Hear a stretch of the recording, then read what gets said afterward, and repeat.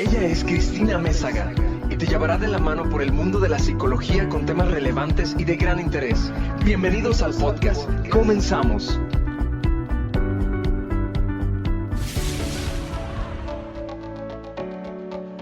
Hola a todos, hola, bienvenidos, bienvenidas. Les doy la bienvenida a mi podcast. Para los que no me conocen, yo soy la doctora Cristina Mézaga, psicoterapeuta e hipnoterapeuta. En este episodio número 16 voy a hablar acerca del síndrome de Peter Pan. ¿De qué trata este síndrome? ¿Cuáles son sus características? ¿Y qué puede hacer la persona que lo padece? Todos los niños crecen excepto uno. Así es como comienza el famoso libro del escritor escocés James Matthew Barrie. Él nos cuenta la historia de un niño que no quiere crecer, que vive en la tierra de nunca jamás, que vive al lado de piratas, de hadas y que tiene miedo a crecer porque no quiere dejar de divertirse en esta tierra mágica de hadas y piratas. Y trata de este niño que no quiere ser adulto. El día de hoy les voy a hablar acerca de qué es el síndrome de Peter Pan, cuál es el impacto de este síndrome en la persona que lo padece, qué es lo que causa este síndrome, qué pasa con la familia y las dinámicas de este niño u adolescente eterno y qué puede ser la persona con estas características. El término del síndrome de Peter Pan fue acuñado por el psicólogo estadounidense Dan Cayley en los años 80. Él escribió un libro titulado El síndrome de Peter Pan, los hombres que nunca han crecido.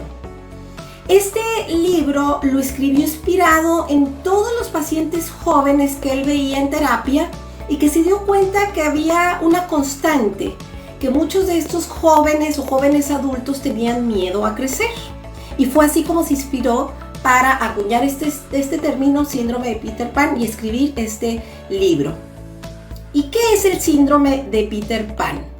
El síndrome de Peter Pan es el conjunto de características y comportamientos que describen a una persona que generalmente es un hombre, porque son los que padecen, hace alusión este síndrome a los hombres, que está de alguna manera estancado o paralizado en una etapa previa de su vida, generalmente en una etapa de su niñez o de su adolescencia.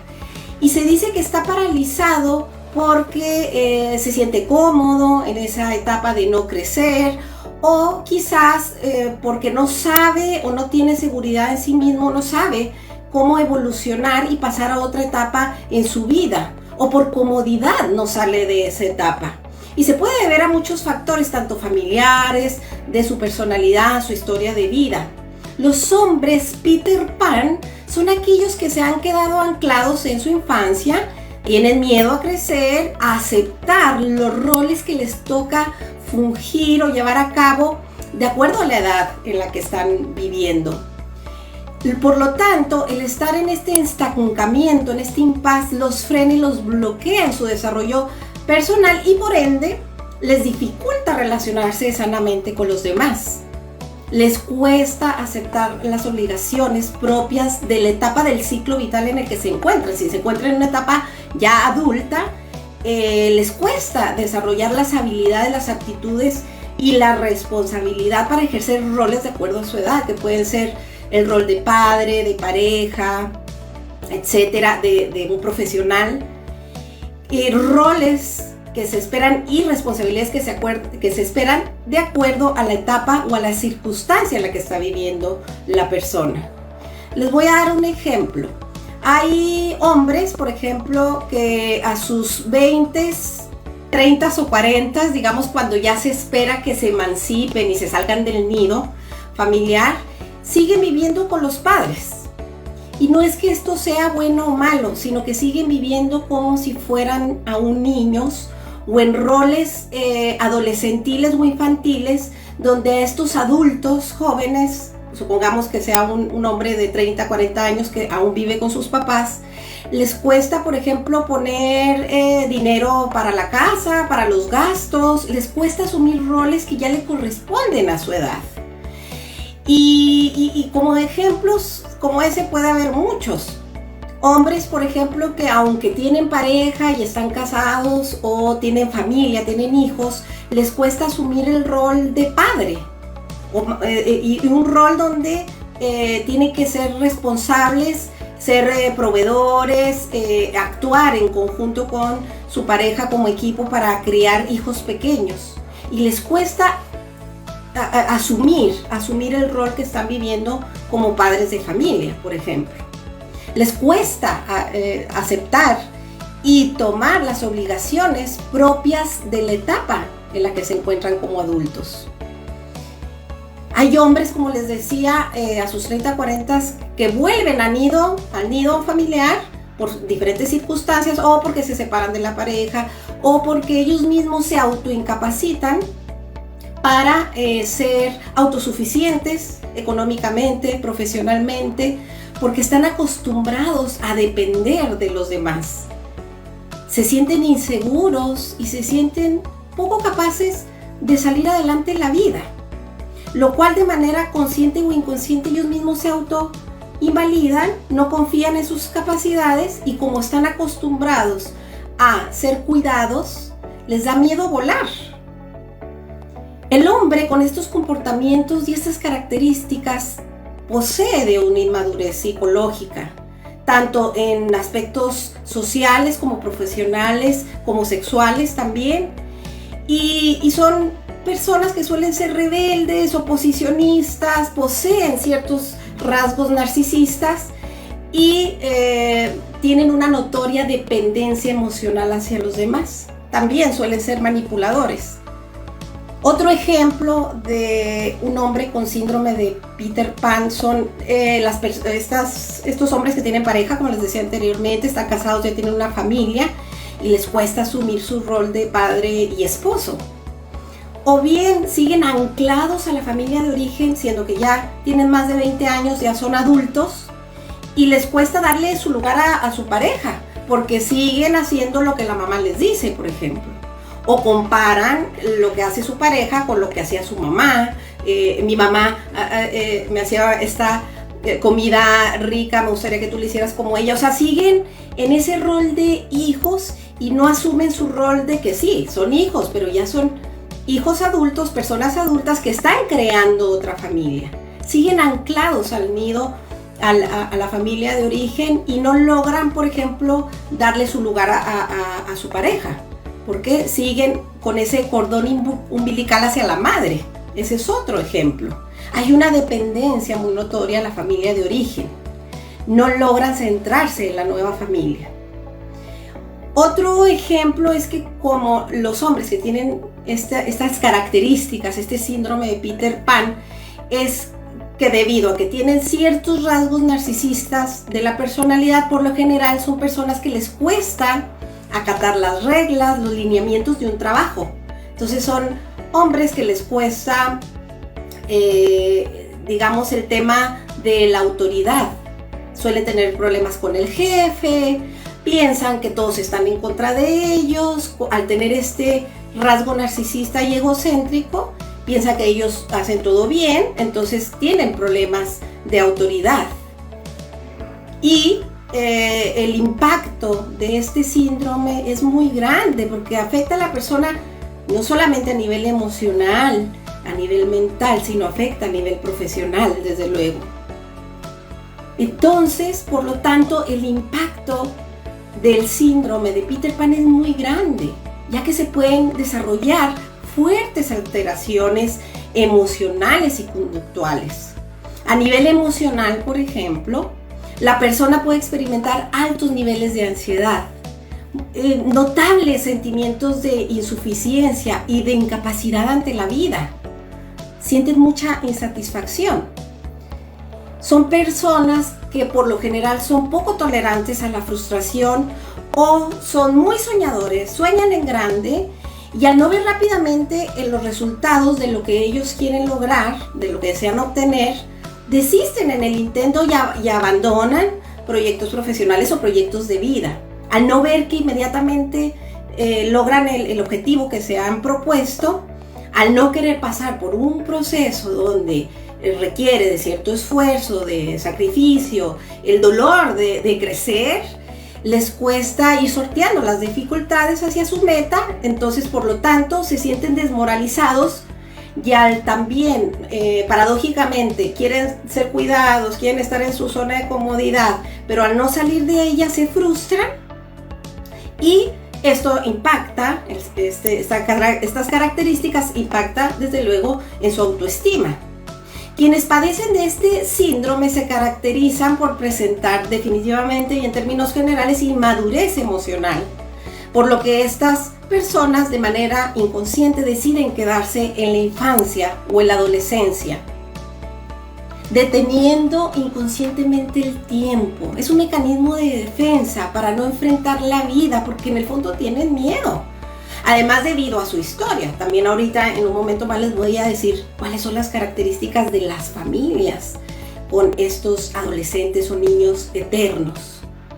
Porque en el fondo les cuesta enfrentar el miedo a fracasar, el miedo a experimentar cosas nuevas y desde luego el miedo a fracasar o a ser rechazados. ¿Por qué? Porque poseen pocas herramientas para salir adelante en la vida, para superar las adversidades debido a su historia, a sus carencias emocionales. También se quedaron como, paralizados o congelados en una etapa que ya no les corresponde. O sea, son adultos, cuerpo de adulto, pero en el fondo hay un niño temeroso. Entonces no hay congruencia. ¿Y qué es lo que causa este síndrome?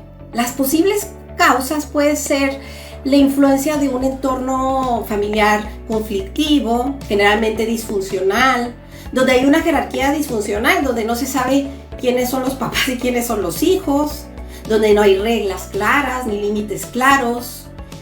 Y la persona, el hombre que padece este síndrome, tiende a tener sentimientos muy marcados de añoranza por preservar y congelar una infancia infinita que quizás, como tuvo una infancia muy feliz, la quiere preservar, o lo opuesto, tuvo una infancia muy traumática, donde, por ejemplo, tuvo una infancia tan tortuosa, donde se le forzaba a trabajar o a hacer cosas que no correspondían a su edad, donde había desde luego abuso físico, abuso psicológico, o donde quizás estas personas fueron hijos parentalizados.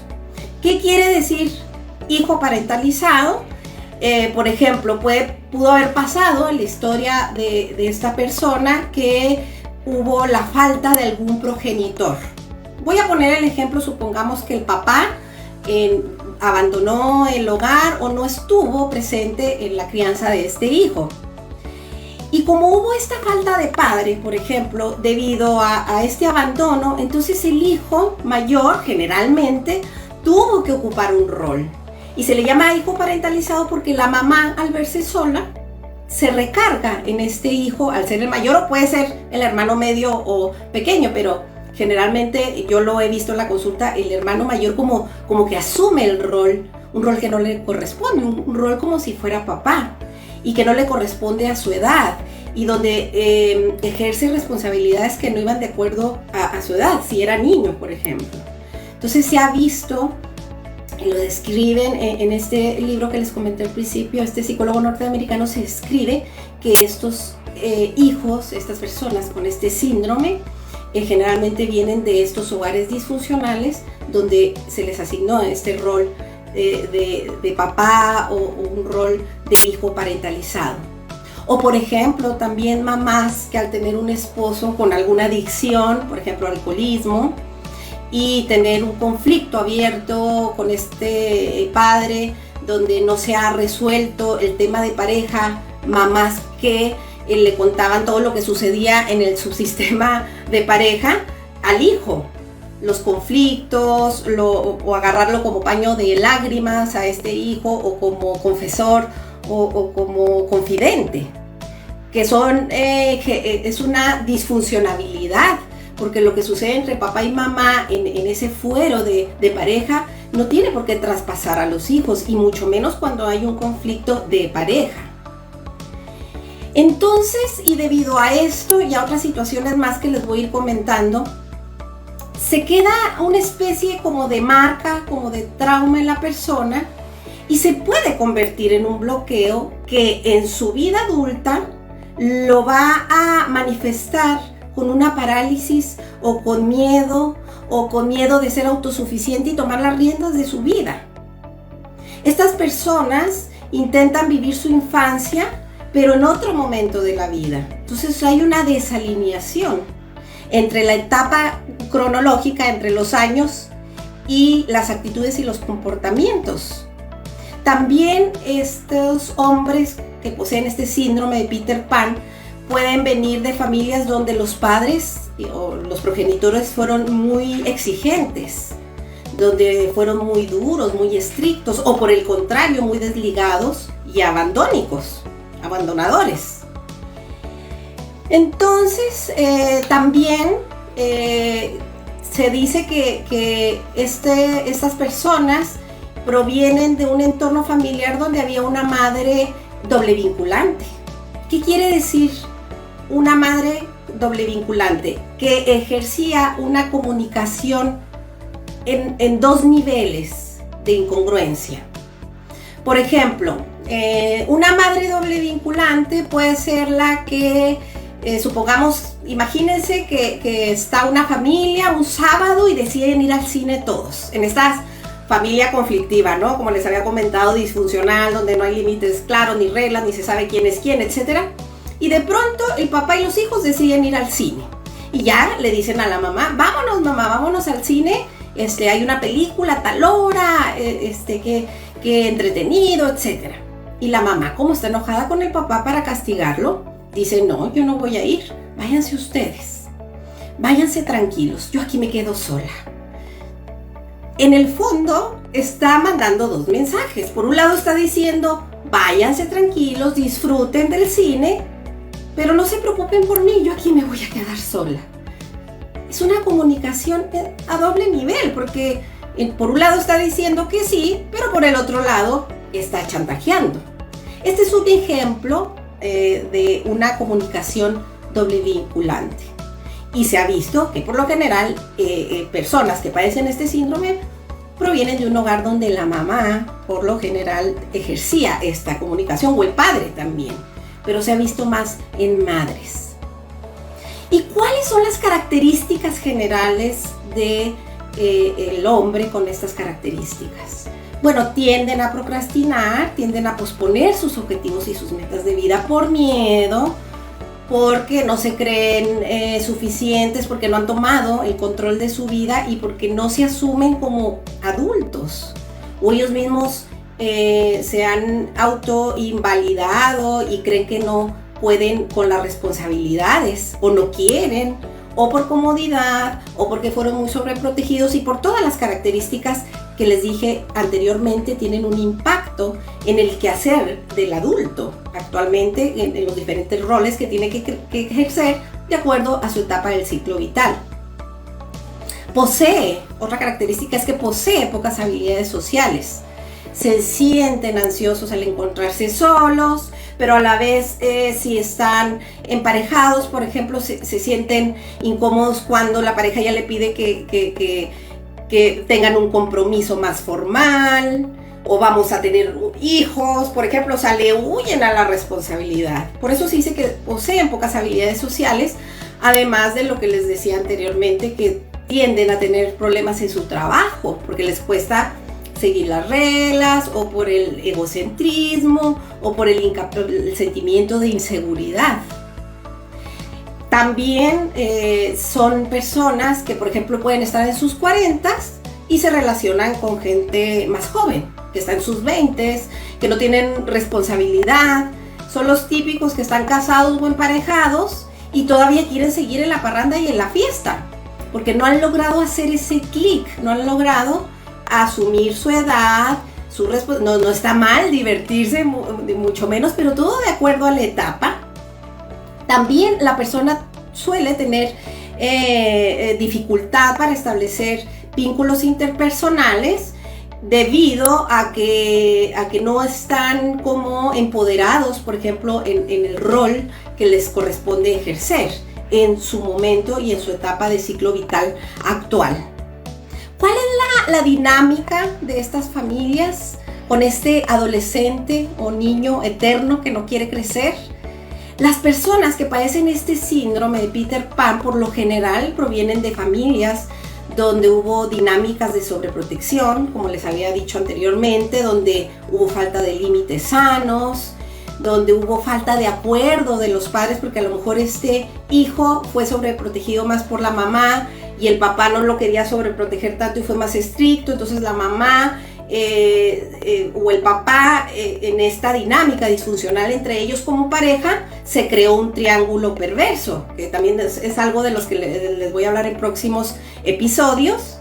Y este triángulo perverso significa que yo me alío con mi hijo para ponerlo en contra del padre o para castigar al padre.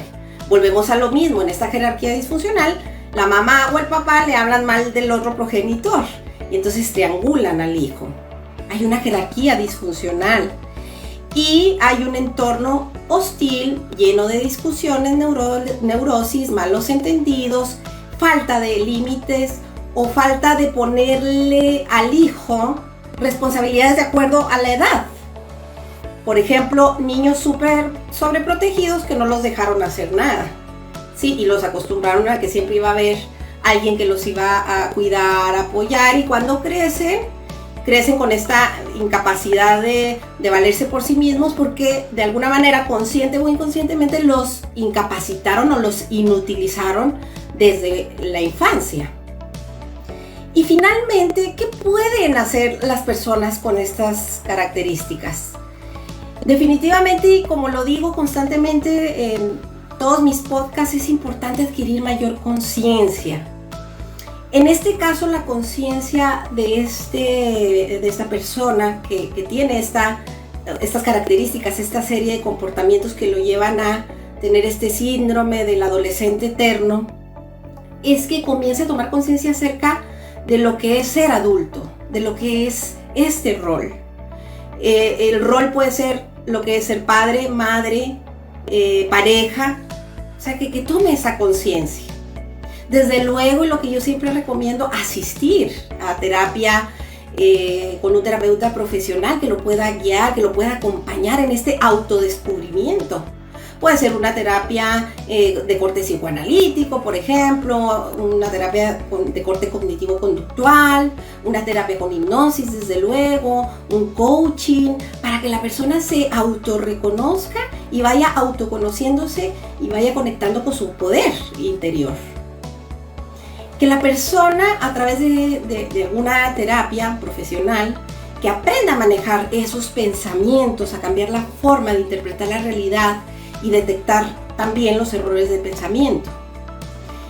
Que la persona se dote de recursos a través de una ayuda externa a él para que pueda hacer frente a las responsabilidades que le corresponden en la etapa del ciclo vital donde se encuentra, donde entrene estrategias de tomas de decisiones y, bueno, desde luego desarrollar más empatía, trabajar en el aumento de autoestima y mejorar su comunicación y su asertividad, porque debido a este entorno en el que creció, debido a sus características, le cuesta tener una comunicación quizás más asertiva al estar con esta disonancia entre lo que es su edad cronológica y su desarrollo psicoemocional. Y bueno, enseñarle finalmente a esta persona a través de un acompañamiento técnicas de manejo de la ansiedad, de la frustración, de la resiliencia y manejo de problemas. Bueno, con esto me despido. Espero que les haya gustado este podcast número 16, Síndrome de Peter Pan. Recuerden seguirme en las redes sociales. Ya saben que me pueden encontrar en Instagram como @cristina.amezaga.hipnosis, en Facebook, en mi fanpage ps.cristinaamezaga. Puedes entrar a mi grupo privado de Facebook Hipnosis con Cris. Entra a mi página web cristinaamezaga.com y te cuento que puedes escuchar este podcast todos los lunes y verlo además, transmisión en vivo en mi fanpage ps.cristinamezaga. Recuerda, estoy en SoundCloud, estoy en Spotify, en Google Podcast. Y te recuerdo que si conoces a alguien que fuma muchísimo, compulsivamente, recomiéndale mi programa Método Cigarro 0-100% online. Todo eso lo puedes encontrar en mi página web. Asimismo, mi kit antiestrés, audios hipnóticos para que manejes de mejor manera el estrés. Y estate atenta a mis próximos talleres. Hasta luego, muchas gracias y no te pierdas, se me olvidaba, no te pierdas el próximo podcast número 17, donde voy a hablar acerca de mandatos familiares. Muchas gracias y hasta luego.